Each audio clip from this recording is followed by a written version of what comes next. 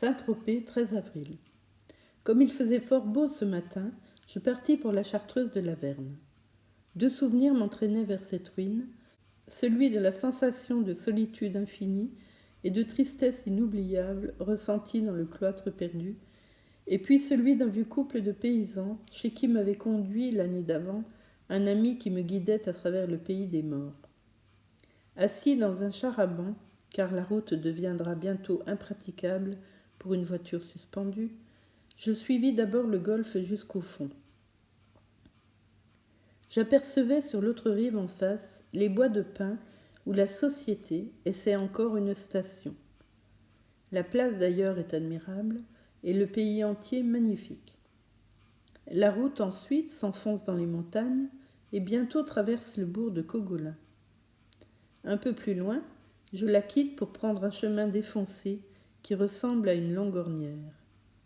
Une rivière, ou plutôt un grand ruisseau, coule à côté, et tous les 100 mètres coupent cette ravine, l'inonde, s'éloigne un peu, revient, se trompe encore, quitte son lit et noie la route, puis tombe dans un fossé, s'égare dans un champ de pierre, paraît soudain devenu sage, et suit son cours quelque temps. Mais, saisi tout à coup par une brusque fantaisie, il se précipite de nouveau dans le chemin qu'il change en mare, où le cheval enfonce jusqu'au poitrail et la haute voiture jusqu'au coffre. Plus de maisons, de place en place une hutte de charbonnier. Les plus pauvres demeurent en détraux. Se figure-t-on que des hommes habitent en détraux, qu'ils vivent là toute l'année, cassant du bois et le brûlant pour en extraire du charbon, mangeant du pain et des oignons, buvant de l'eau et couchant comme les lapins en leur terrier, au fond d'une étroite caverne creusée dans le granit. On vient d'ailleurs de découvrir, au milieu de ces vallons inexplorés, un solitaire, un vrai solitaire, caché là depuis 30 ans, ignoré de tous, même des gardes forestiers. L'existence de ce sauvage, révélée je ne sais par qui, fait signaler sans doute au conducteur de la diligence, qui en parla au maître de poste, qui en causa avec le directeur ou la directrice du télégraphe, qui s'étonna devant le rédacteur d'un petit midi quelconque, qui en fit une chronique à sensation, reproduite par toutes les feuilles de Provence. La gendarmerie se mit en marche et découvrit le solitaire, sans l'inquiéter d'ailleurs, ce qui prouve qu'il devait avoir gardé ses papiers. Mais un photographe, excité par cette nouvelle, se mit en route à son tour, erra 3 jours et 3 nuits à travers les montagnes, et finit par photographier quelqu'un, le vrai solitaire, disent les uns, un faux, affirment les autres.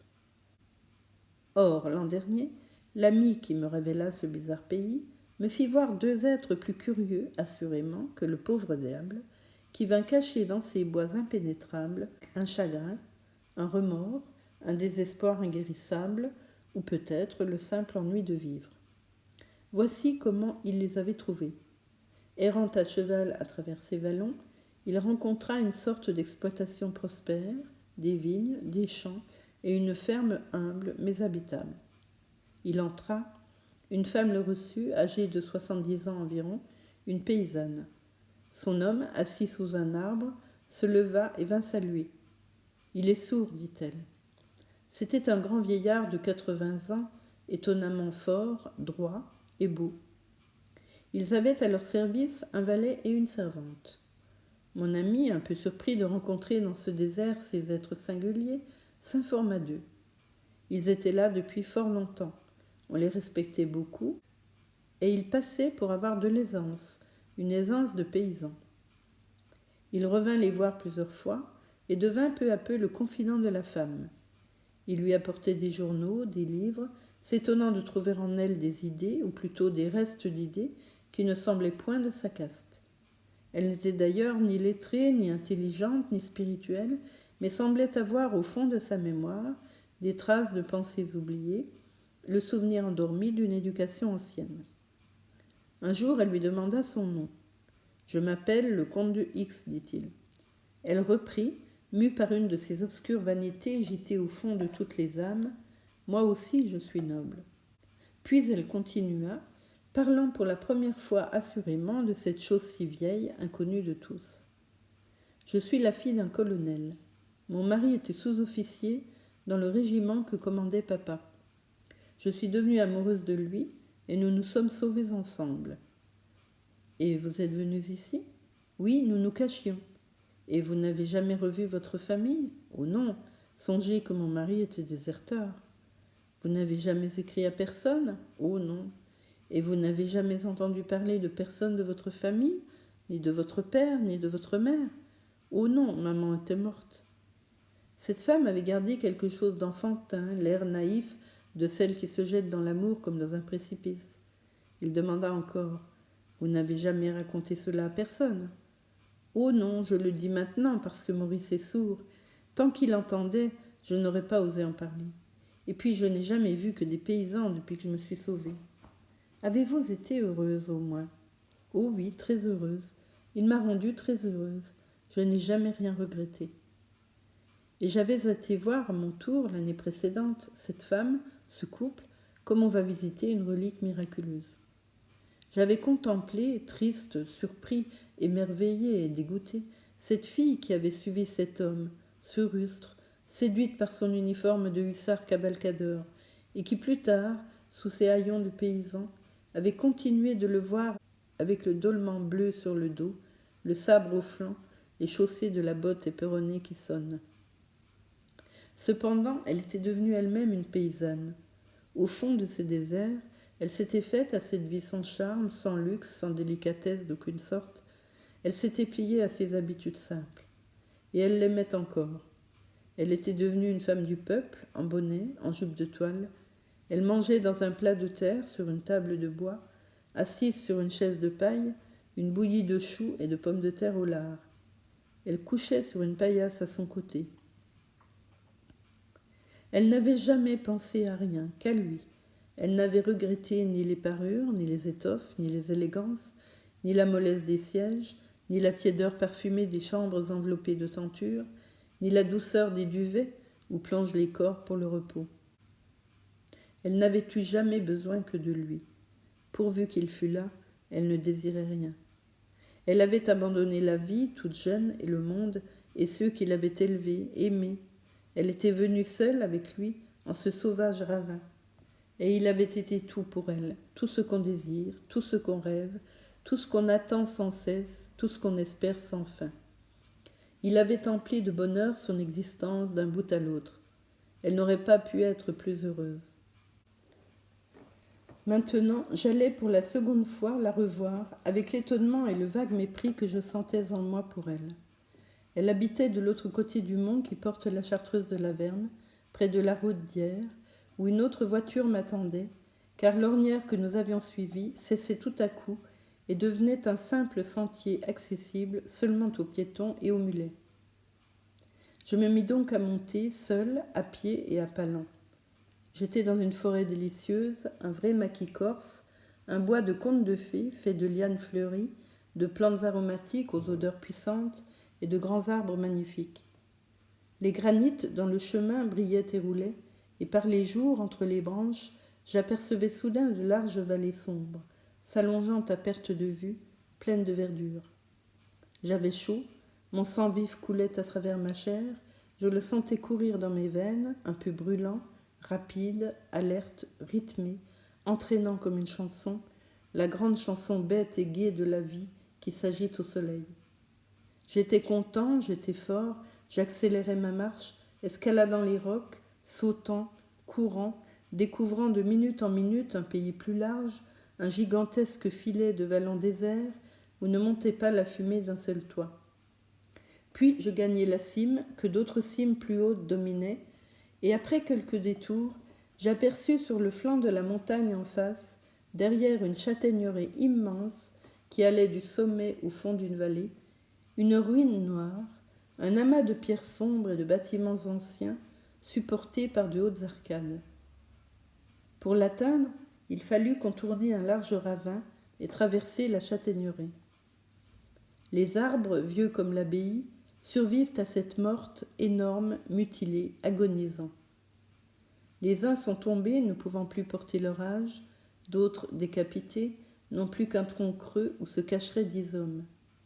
Et ils ont l'air d'une armée formidable de géants antiques et foudroyés, qui montent encore à l'assaut du ciel. On sent les siècles et la moisissure, l'antique vie des racines pourries dans ce bois fantastique où rien ne fleurit plus au pied de ces colosses. C'est, entre les troncs gris, un sol dur de pierre et d'herbes rares. Voici 2 sources captées ou des fontaines pour faire boire les vaches. J'approche de l'abbaye et je découvre tous les vieux bâtiments dont les plus anciens datent du XIIe siècle et dont les plus récents sont habités par une famille de pâtres. Dans la première cour, on voit aux traces des animaux qu'un reste de vie hante encore ces lieux, puis, après avoir traversé des salles croulantes pareilles à celles de toutes les ruines, on arrive dans le cloître, long et bas promenoir, encore couvert, entourant un préau de ronces et de hautes herbes.